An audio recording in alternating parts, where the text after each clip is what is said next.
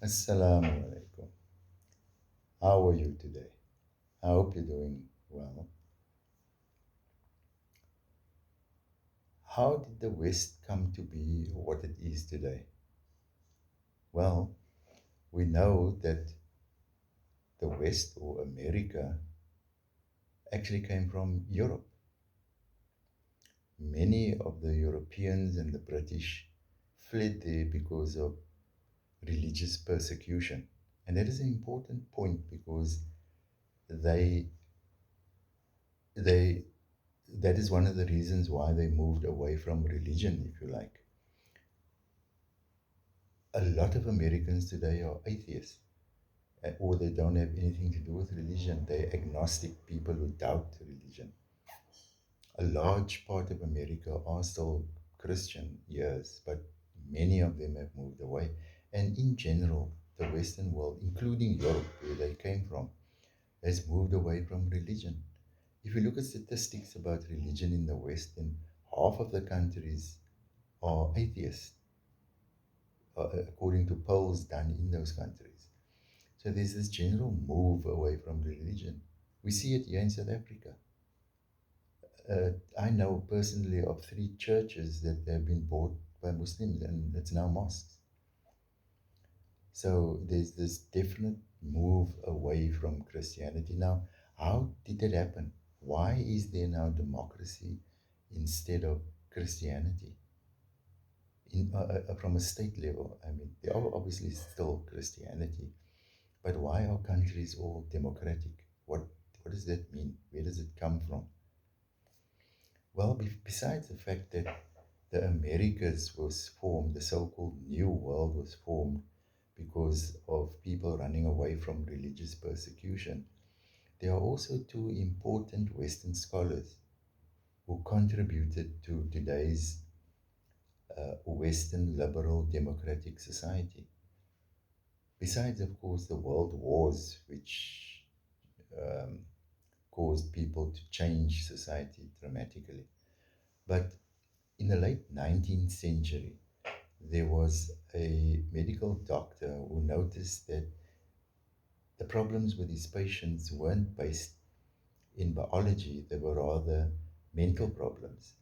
And he came up with a new field of endeavor, which is today called psychology. And the person I'm talking about was Sigmund Freud.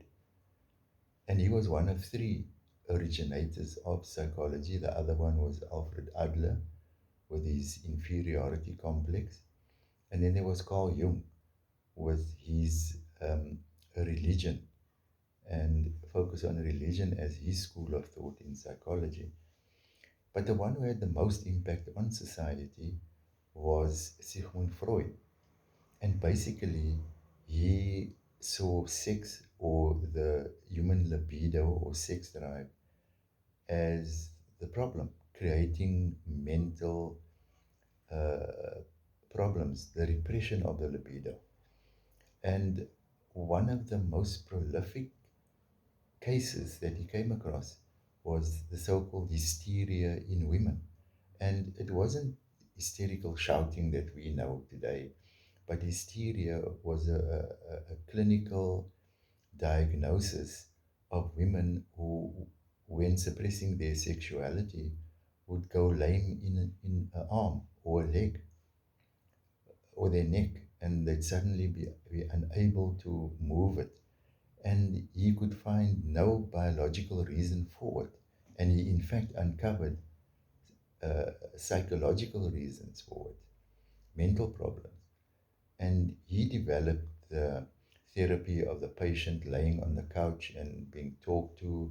And he even learned hypnosis in order to get patients to regress to their childhood, where problems relating to sex and sexual attraction and the repression of it and all kinds of things. Very interesting. Of course, sex is a very popular topic, so his books were widely read. And a lot of people went along with him. Freud was a self proclaimed atheist, and yet in a religious society, his writings took off. And he had a huge number of scholars who followed and learned from him, and his notion of sexual repression single handedly changed the world into the sexually liberated world that it is today. Now, if we look at another scholar back then, Charles Darwin, who's accredited with the fact that the Western world are all animals, or at least evolved from animals, then you can understand why people behave like animals today in the Western world. And those two scholars had a huge impact on the Western world the way it is today.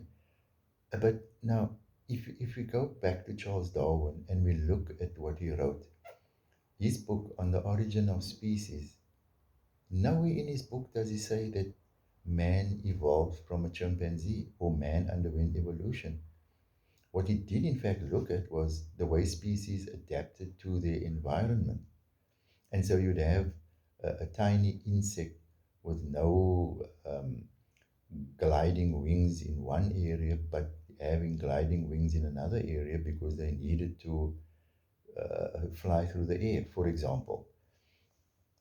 And he spoke about adaptations and about adapting to the environment and how um, animals and insects evolved over long periods of time.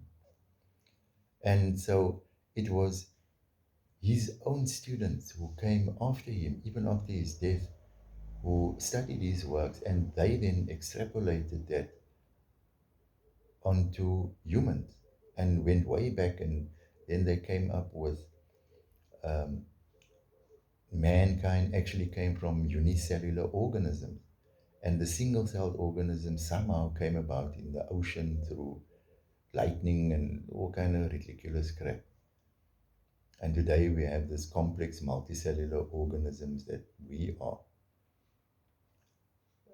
together with our self-awareness and our ability to reason. Everything is oversimplified. Obviously, a theory like that is something that can never be proven and has never been proven. So the Western world is based on a theory. And it actually, when they refer to it, they actually talk about Darwin's theory. And recently, it's just become Darwin, according to Darwin. But it's a theory, an unproven theory. A theory, it's a hypothesis. It's never been proven. And yet, the whole Western world is based on that. So it's not actually a logical, scientific thing, although the Western world considers himself to be scientific. It's actually just a desire, a human desire to want to be wild and wanton and free at any cost. It doesn't matter that there is murder and mayhem happening next door. No, the World War murdered millions of people, so that's an excuse to sleep with your neighbor or steal from your neighbor or be better than your neighbor and not help him. I can't understand that kind of thinking. And that same person, Sigmund Freud, he bewailed society. That is not mentioned. Read his books. They're available in the library. I've read every single one of his books. I even read his daughter's books, Anna Freud. She took after her father because his sons weren't interested in psychology. But that same Sigmund Freud bewailed society because he could see that society destroys itself. It's as if society is built to self destruction. And maybe that is what the Western world is doing today, destroying itself through mayhem and murder, to the self destruction of the family unit. I mean, look at Germany, for example. Where are we going to get our cars from? The German, the German numbers in their country is dwindling because they don't have families, they don't have children. The number of atheists is over 60% in Germany. So there's no family life. So yes, they live with this earth and they are secular and they are advanced technologically. And I mean, If you are secular, if you live for this earth, then you are going to be ahead in terms of your possessions, in terms of wealth, in terms of what you have. You're going to be. But in terms of your peace of mind and your the way you live, you're not going to be happy. That's why you have to be working 24/7 and take a tablet to keep your mind up there. If you look in the Muslim world, you can see we Muslims are not technologically advanced, so maybe the roads don't look as well tarred and as neat as in the Western world. But people are happy, plain and simple and happy and laughing and talking to one another. There's no hatred for one another. There's no wanting to get away from each other. There's no wanting to kill one another right there where you're standing. And yes, there's propaganda showing that Muslims live like that and Muslims hate the Western world and the Western way of life. But believe me, it's not like that. This relentless pursuit of wealth doesn't get people anywhere. Just look at the people around you. They're all sad, they're all depressed, they're all stressed, they're all taking something. All of them. Everyone is taking something in order to cope. So it's quite possible that the Western world, and in my opinion, it is in fact happening, where we had two superpowers coming out of the Second World War, where there was mass murder amongst the Western countries. Russia has fallen, and so why wouldn't the States also fall? Because it's all propaganda and hype. It's all momentum as a result of the Second World War. It's redirection of everything, but the Americans consume too much and they produce too little. And they are self indulgent, they are hedonistic, and in a nutshell, if you are basically atheist, but all you do is you say God, then you are destined to not survive. You are not going to survive. Look at history. Only religion has ever survived. No civilization. There's no Romans. There's no Greeks. There's no Spanish, Portuguese. There isn't even British anymore. There's no British Empire. We still speak English, yes, but how long is that going to last? People don't imagine that things can change from the way it is today to something completely different. But throughout history, things have changed. And English isn't even the most popular language in the world. So, as Muslims, we need to go back to our deen. We need to um, learn more about Islam. Islam was oppressed under apartheid, but not anymore. There's no excuse. We all live like giles, people who are not knowledgeable. And yes, we learn things at our work, and that is who we become. We go to a secular school for our education, and some of us go to university, and then we become an accountant, and then our life is about accounting or or law. Life is about law. But then we don't even know what Islamic law is about. We make up a will ourselves, but do you know that your will is supposed to be developed according to Sharia?